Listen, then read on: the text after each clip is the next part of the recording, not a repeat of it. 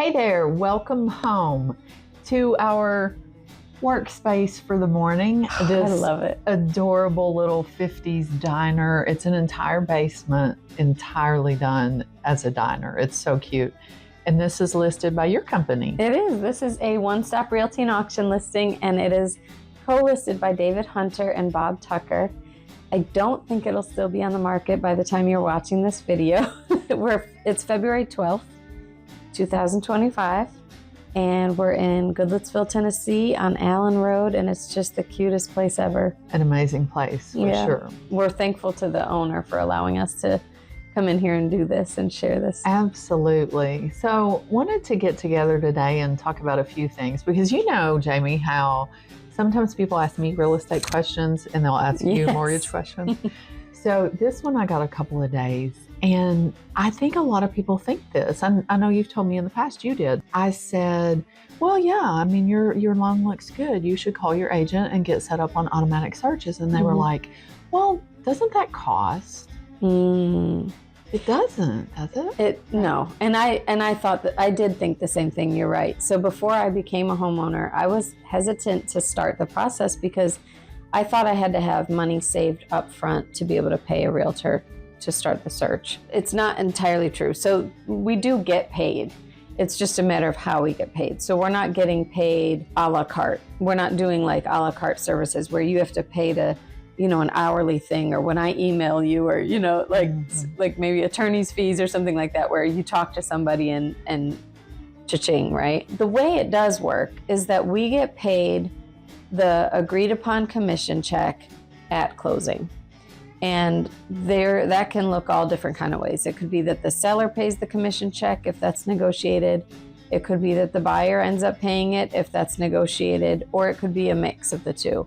And that has changed up some since the National Association of REALTORS settlement. It hasn't changed. The way it's communicated has changed. Okay. So it's always been negotiable. It's always been that sellers could pay it, buyers could pay it. That's always been a thing.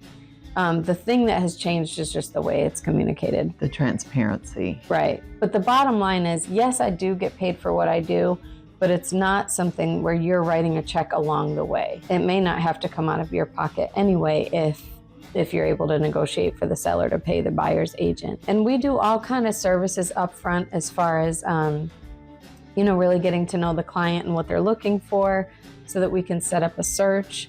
We can educate them on the process. We can set them up with a network of vendors that they're going to need.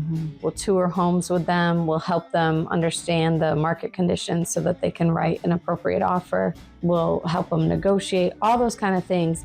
And the risk is, the risk that I take is that if you don't buy or you don't close, then, I did put in a lot of work without getting paid, but it's a risk I'm willing to take. For example, we had a client in Texas a while back that was looking to buy, looking to move to Tennessee, worked with them, showed them several homes, and then they had a family emergency and circumstances changed and they were no longer in a position to be able to move to Tennessee. So we terminated that agreement. They didn't owe me anything. And that's a risk I'm willing to take, because if the time comes when they are willing or ready to come back to Tennessee, then they'll have my number. Absolutely. Yeah. Absolutely. I do want to say, though, it's important to say that they're in the representation agreement that you would sign with a realtor, there are negotiations in there as far as some realtors would charge, like let's say you were looking at a house to buy, but you decided to lease it instead. Maybe the seller was going to offer a lease to own or something like that. That's just a negotiation with your agent. But for the most part, right, you don't have to be ready to write a check along the way in order to buy a house with a realtor. You're not swiping your credit card to get to view listings. Absolutely, right. Okay, thank you so much. Yeah. Great clarification. Yeah, and I'm glad you asked, because I do think that holds a lot of people back from even starting the process. Same thing with a loan, actually. You're not locked into borrowing money, right? You're just getting approved, right? Yeah. And I have heard somebody ask that before, like, does it cost anything to get pre-approved? Absolutely not. Yeah. Well, I take that back. There are some mortgage companies that are charging for a credit report. We are not. We will not, as long as we can possibly hold off on doing that. It just shouldn't be a cost of the loan. But I have seen some companies that are charging for the credit report. We don't.